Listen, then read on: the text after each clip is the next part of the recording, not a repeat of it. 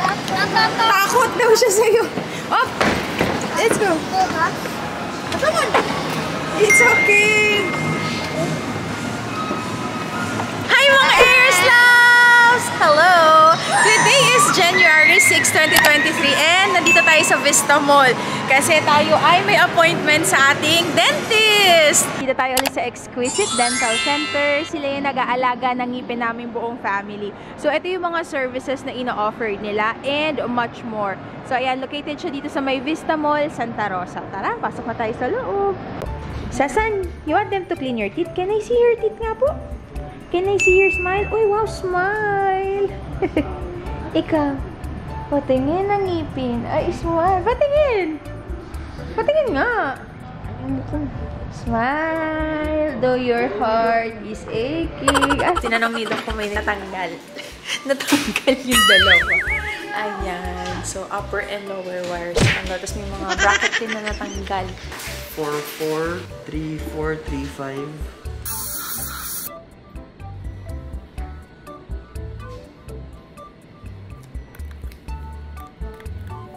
Sorry. Kailan ko ba? Ayan. Talaga. Ayan. Meron na ulit. Ay, wow! Ay, wow! Saan? Woohoo! Ayan, si Kuya Sky. Ito maganda. Airs Loves. Ayan o. VR. Football player mo. Ginabi na. Oo nga eh. Sabi niya kanina sa akin kanina.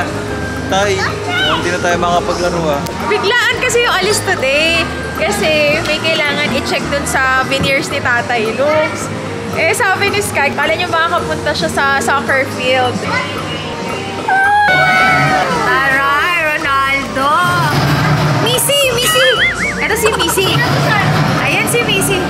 Oy, taray, saan punta kya? Nasa mall. Saan punta kya? Naka-stand. Sino to? Magkano yung pang-vlog? Ha? Magkano yung pang-vlog ginaganyan? Here. Kasi yung ginagamit namin GoPro lang eh. Ah, okay naman yung 10? GoPro 9 pa po. GoPro 9. Nagpa-vlog ka Tomorrow.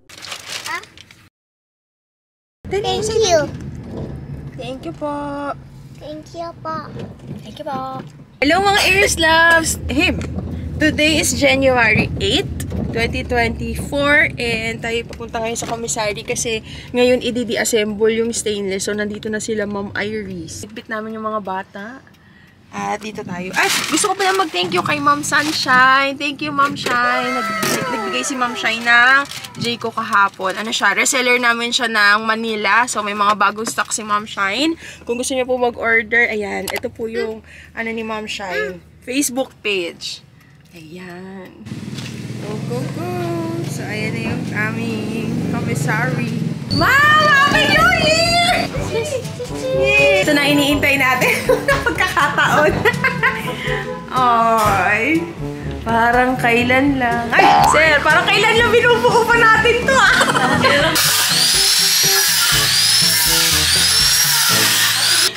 Kaling dito, kaling.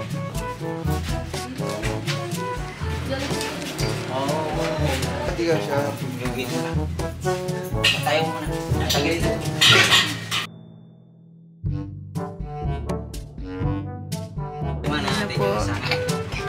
So, ayan, ngayong mga linggo, magiging busy tayo kasi tayo ay maghahakot paunti-unti. Mas gusto kasi namin nila tatay, paunti-unti yung hakot kaysa yung isang araw talaga na nakaka-drain na tambakan lahat doon. Ayan, lumawag uli yung production area dito kasi natanggal na siya. So, eto, papahakot na lang namin to. Ang uunahin muna namin is yung maliliit. Maliliit na po pwedeng ihakot ng kotse lang.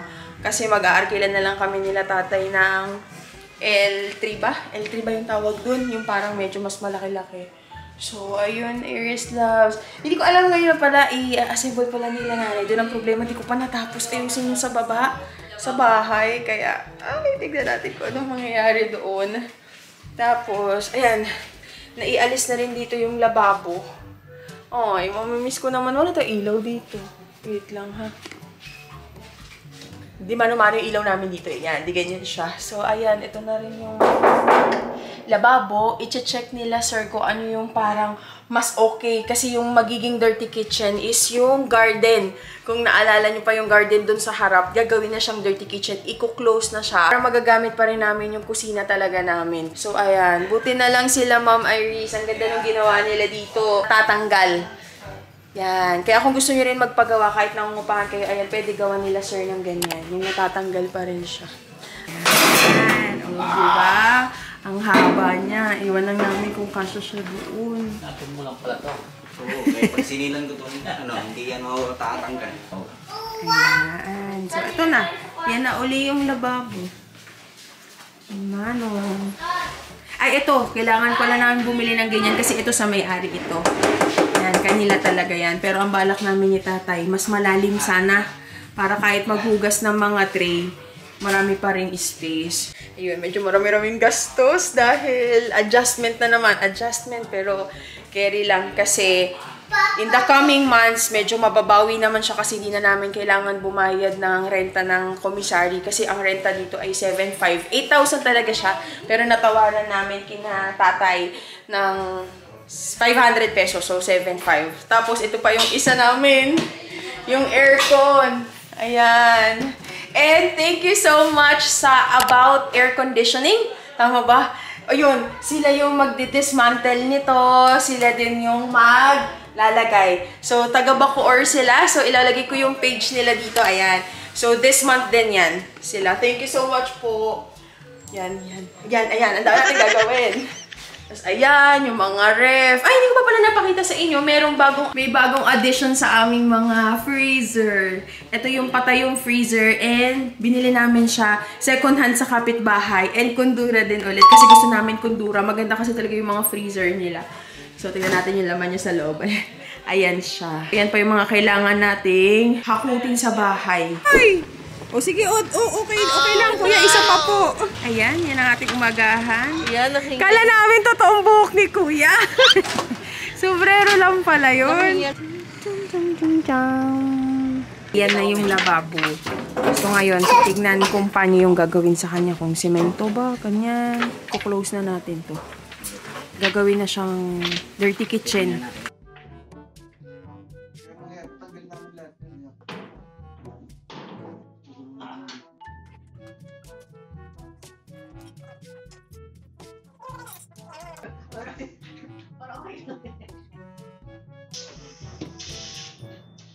Yan, Iris Loves. Tapos napauwi na sila Ma'am Iris. And sana hopefully by next week, ayun yung magawa natin, yung lababo. Para unti-unti, bago mag-30, ano na, okay na. Tapos ngayon, nasa canvassing stage pa lang din kami. Kasi diba pinakita ko sa inyo yung area na kailangan i-close para pag nilagay yung aircon, nakakulong lang yung lamig dun. So, kaya mga Iris Loves, kung balak nyo magpagawa ng mga stainless, may mga business dyan, may commissary, and kahit residential lang, kung pwede nyo i-contact sila Ma'am Iris, Riz Steel Fabrication. Ilalagay ko yung kanilang Facebook page down in the description box. Ito, yan din yung kanilang logo. Follow nyo na, pwede kayong magpa-estimate kina ma'am, pwede nilang i-customize, tapos meron din silang mga different styles na po pwede, tsaka design na pwede nilang ipakita sa inyo. Tulog na to si San. Ngayon, papunta kami ng SNR, kasi dun kami bumibili ng crab stick, ilalagay namin sa aming siomai. Pacific Bay yung tatak, kasi siya yung masarap na crab stick na natikman ko sa lahat ng mga tinry namin. Yan, ito kasi masarap siya, yung brand na to, Pacific Bay. Tapos, Iris Loves, ito, meron sila ditong mozzarella na cheese. Ang presyo niya ay 5.7. Ganito siya kalaki. Balak namin ilagay ito sa Shanghai. Gusto namin mas i-level up pa yung lumpiang Shanghai namin. Yung tipong pag kinagat mo siya, yung nag-e-elastic siya, may cheddar na, tapos may mozzarella. Pero kailangan muna namin magtingin-tingin kung meron pang mas mura. Yung ginagamit namin ngayon ay Eden cheese cheddar. Pero si Eden kasi wala pa siyang mozzarella. Gusto ko sana i-try yung mas maliit lang dito. Ito, mozzarella ba to? Ay, hindi eh. Ay, mahal ito ah. 3,000. Ito pa yung iba nila mga cheese. Ito ata yung sa mga wine eh, no? Ito yung mahal. 8,000. Only ano lang po siya, 149. Meron siyang celery, may carrots. much later. Mga ears loves, hello. Anong oras na ba? Time check, 1:49 AM. At ngayon ako kumikilos. So, ayan. Kita nyo maraming tambak kasi inaayos ko dito sa taas. Kasi hahatiin ko to, itong side na to, para makita nyo ears loves yan. Itong side na to, dalawa siya. Isang play area ni Sun. Tapos dito sa kabila ay study corner ni Sky. Kasi kailangan ma-maximize tong taas namin. Tapos itong area na to, yung kalat na yan, dito yung sala namin. Kumikilos ako madaling araw kasi ito yung time na walang sagabal. Kasi pag umaga, grabe, ang kulit ni San, hindi ako matapos-tapos. Nandyan yung, kunyari yan, aayusin ko yan. Pag gising siya, guguluhin niya uli. Tapos mas lalo lang napapatagal yung oras ng pag-aayos ko. So ayan, tulog na yung mag-aama ko. Itong area na to, ang gulo ha, pagpasensyahan niyo na. Pero ayan yung before para makita niyo. Itong area na to, dito yung aking laundry area. Nandiyan yung mga hanger. Tapos, ang mangyayari dyan, may coffee na lang to. Para pag nag-study time si Kuya Sky, aliwalas. At hindi siya madidistract sa mga hanger. Kita ko sa inyo yung kalat. Yan yung before. Tapos dito, meron tayo ditong kwarto. Pakita ko sa inyo kung ano yung nakalagay.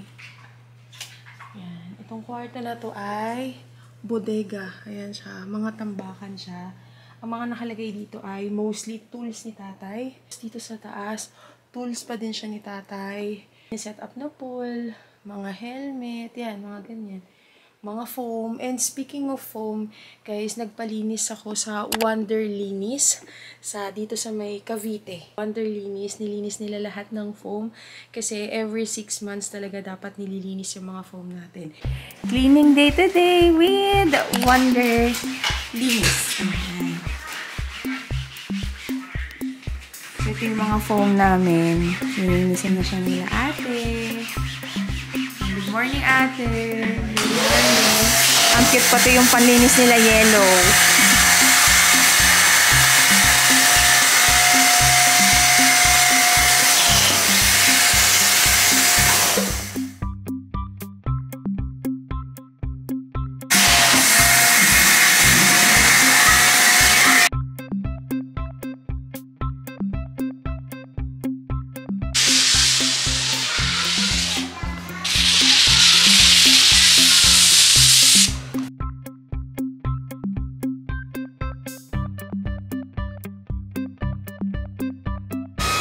Yan, nawala na iris lang si mga tabus-tabus ko.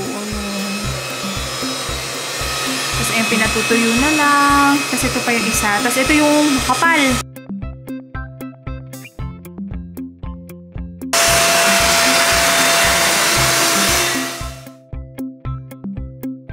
Napagtanto ko na sobrang dami naming foam. Kaya ako ay magbabawas ng foam. Ito pa yung isa. Ibibenta ko siya para maging funds din. Dun sa mga bibili, no need to worry na kasi nalinis na siya. Yan, ito pa yung isa. Lahat ng foam namin na ibibenta ay Uratex. Kasi ang mangyayari dyan, mai-stock lang siya. Eh, nabuksan ko na yung emo bed namin.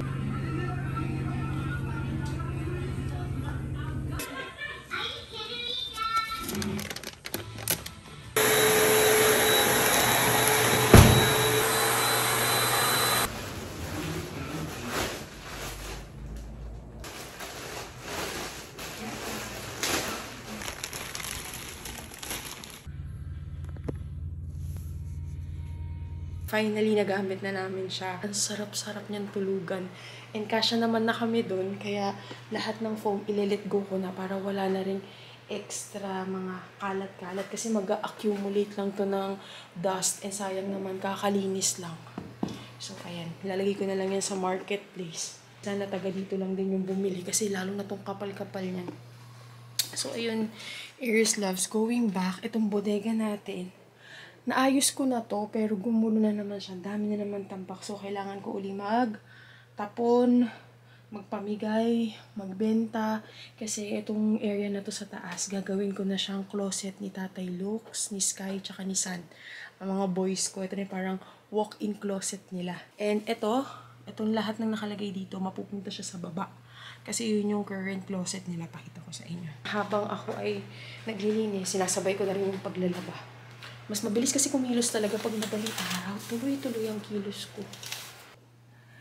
Dito talaga yung closet nung aking 3 boys. Ayan. Dito to sa baba. Mga malilinis na damit yan. Kailangan talaga siyang iayos. So, ayan. Napakakalat, diba?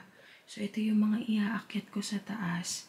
Nilagay namin siya dito sa baba. Dati, sa taas to nakalagay. Kung natatandaan nyo doon, kung saan nakalagay yung study area ni Sky.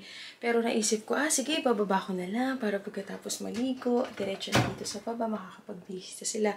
Pero since gagawin na natin komisaryo yun, para meron din privacy yung mga boys pag sila ay nagbibihe, sa taas na lang lahat. Lahat ng mga gamit namin sa taas. Tapos yung bodega dito sa baba. Para mas alam nyo yun, feeling ko mas okay yung ganung ayos. Nandito sa baba yung bodega. Pag may kailangan tools na gagamitin, mabilis na lang siya makukuha. Hindi na lang din talaga. Ubus ko yung labahan. Ginagawa ko araw-araw laba. Ayoko na magtipon. Ang hirap. Diyos ko. Hoping na, hindi hoping. Dapat bago mag January 30. Ang target ko, January 25. Tapos na lahat. Para, alam nyo, hindi na ako naghahabol. So, ayan. Kailangan ko pang ayusin yung mga closet ng bata. Ito kay San to. Tigi-isa sila eh. Ayan. Kay San, kay Sky, kay Tatay. Medyo marami-rami si Tatay kasi daming damit ni Tatay. So, ayan. Yan yung closet ni San. Ayan. Medyo gumulo yung banda rito. Pag si Sky kumukuha, gumugulo. Tapos, maya-maya, gising na si San. Konti lang tulog, pero carry lang.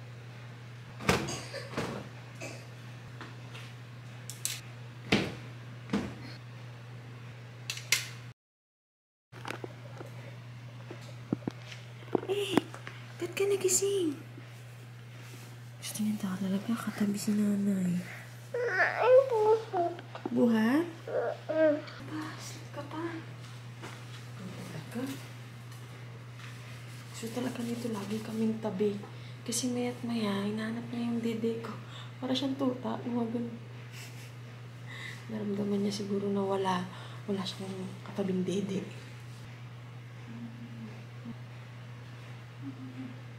Pakita ko lang sa inyo na ayos ko na. So, ayan siya. Yan. So, aalisin ko na lang yung mga kalat sa desk ni Sky. Kasi dyan muna ako nag-edit ng mga nakaraang araw. So, ayan. Mayroong little area dyan si San. Dyan siya mag-aaral. Patulogin ko na muna to. Okay. Thank you so much for watching today's vlog.